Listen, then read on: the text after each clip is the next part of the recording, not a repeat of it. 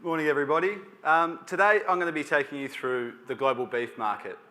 Essentially, we're going to be running through some key insights to try and drive a better understanding of where Australia is placed in a kind of global context.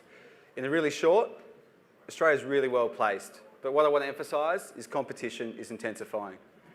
So what we're going to run through today is a few key areas. First off, global demand and some of the key factors that are impacting and driving demand for global beef around the world. Then switch across to supply and get a bit of a look into the evolution and outlook of some of our competing suppliers. And then lastly, we're going to wrap those two together and try and get a really clear view of what competition Australia is facing as we're driving for growth and what we need to do around the world. So to kick us off, when we're talking about global demand, in a really positive place. Global demand is growing. And the destinations it's going to is changing and evolving over time. But there are a lot of factors that can impact this, and this is what we'll be kind of running through broadly in this first section today.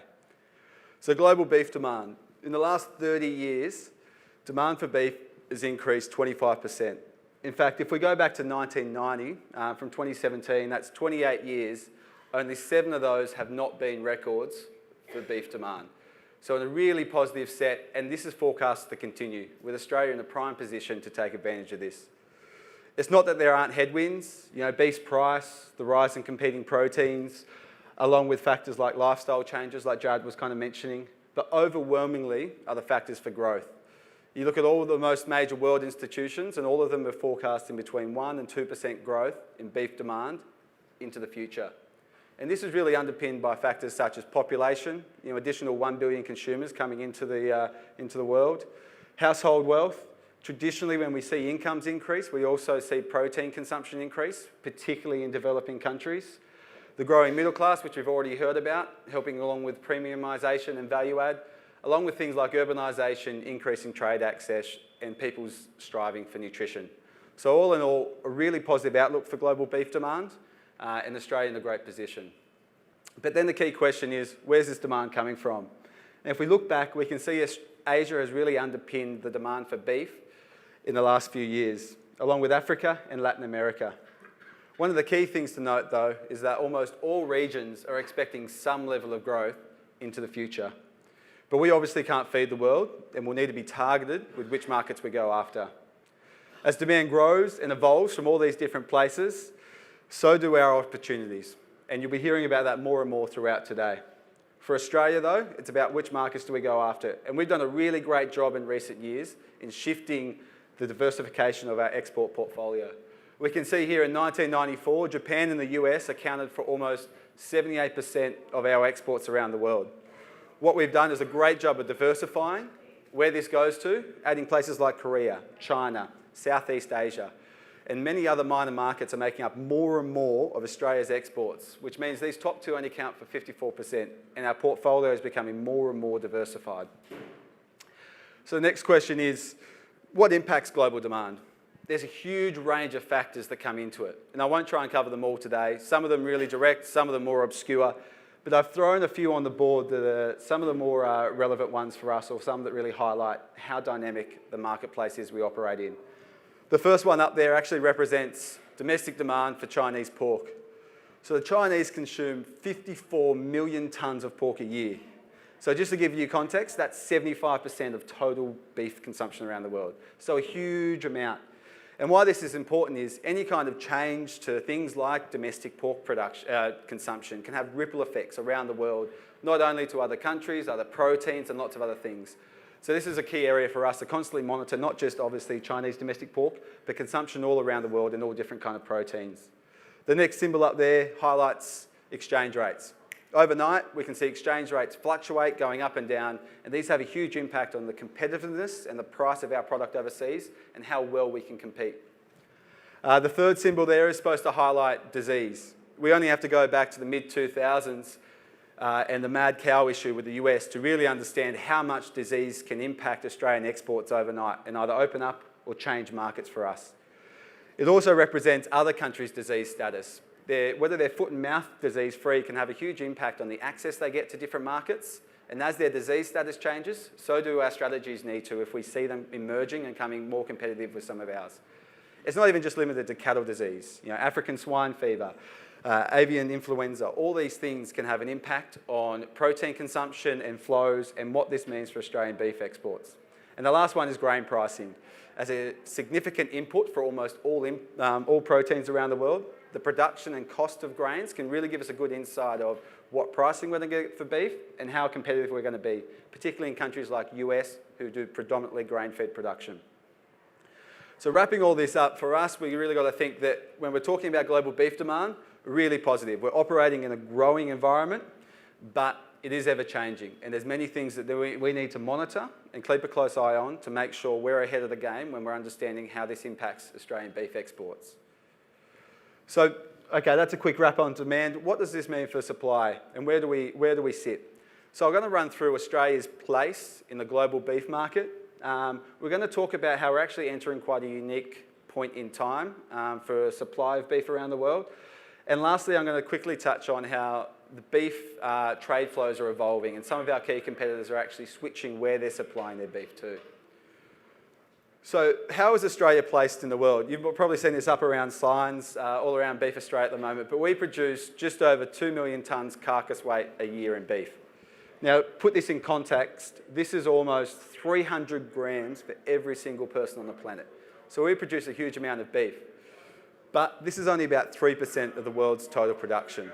And I've highlighted on the board some of the other key exporters, such as India, Brazil, and the US, and we look at their production, we're actually quite overshadowed. You know, India at 4 million tonnes, Brazil up at 9 million, and the US now up around 12 million. But this actually changes quite significantly when we overlay exports. Even though we might be a small producer, we're actually quite a significant player on the global beef export market. So even though we only attribute about 3% of world production, we actually represent about 15% of the world exports. With 70% of our product going overseas, we are consistently one of the top 3 suppliers of beef in the world. And with the premium we get for the product, when we start looking at value, we actually surge ahead of more commodity players such as India, such as Brazil, and we're second only to the US in terms of how big we are on the global scale for our exports. So that's how we're positioned now, but what does the future look like for the supply of beef? We're actually entering quite a unique point in time. Don't look too closely at all the different bars here, but essentially what you want to see from 2016 backwards, there wasn't one year where everyone was growing. Due to herd liquidations, droughts, rebuilding, economic crisis, a whole range of reasons.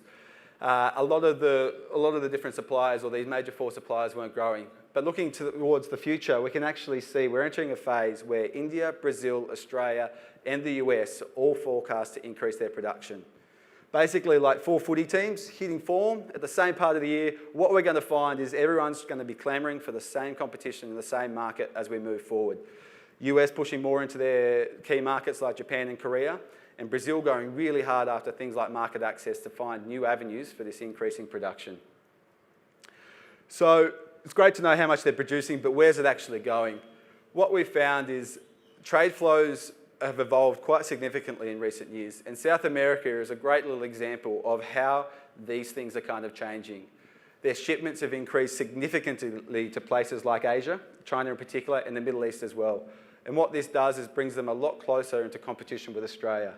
What I've got on the board is Brazil's exports as a bit of an example. And we just go back to 2012 and see how it's changed towards 2017. So in 2012, they produced just under 1 million tonnes, or exported just under 1 million tonnes of beef, with the top markets being Russia, Egypt, and Hong Kong.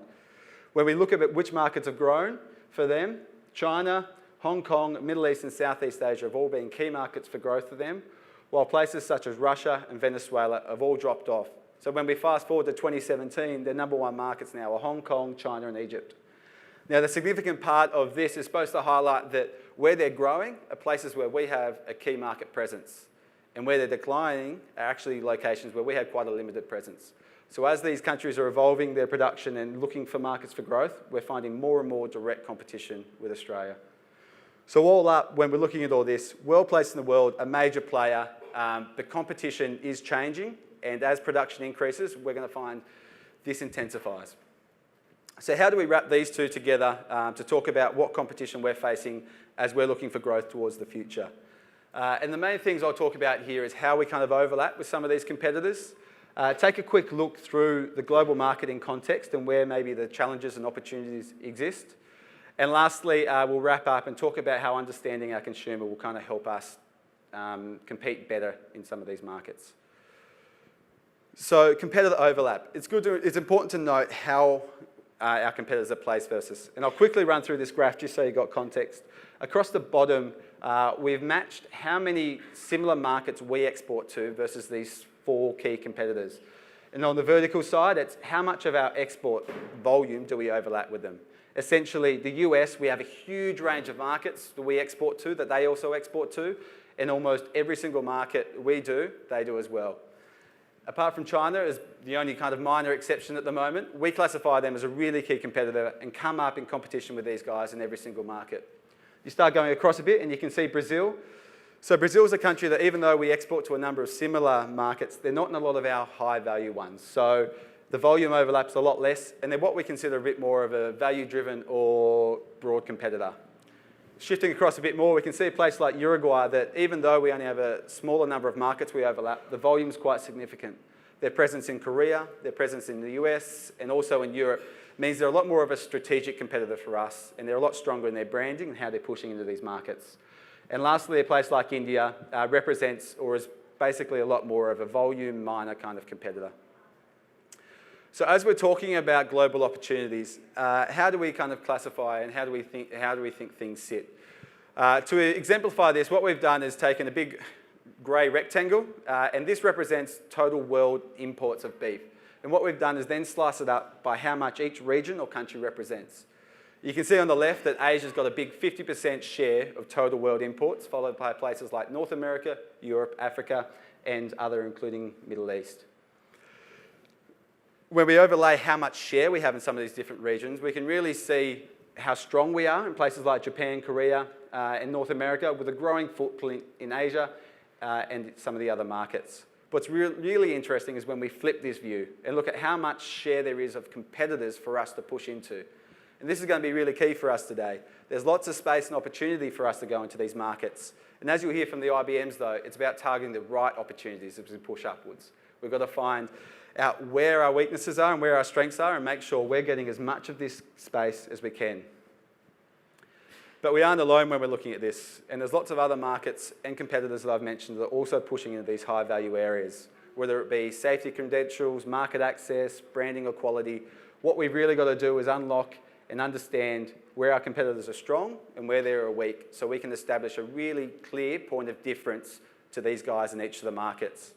We also need to be really clear about what we stand for as Australian beef, and we'll hear a lot more about this from Jacob in the next presentation of what true Aussie really means and how we can come up against these guys and capture their space.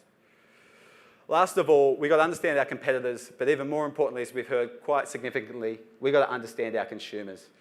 This deeper understanding helps us remain competitive and helps us remain relevant in these markets. As you've heard from Jared, the world's changing. There's lots of trends that are constantly shifting consumers' behaviours, and it's only by us getting ahead of our competitors and understanding this even stronger can we stay a step ahead.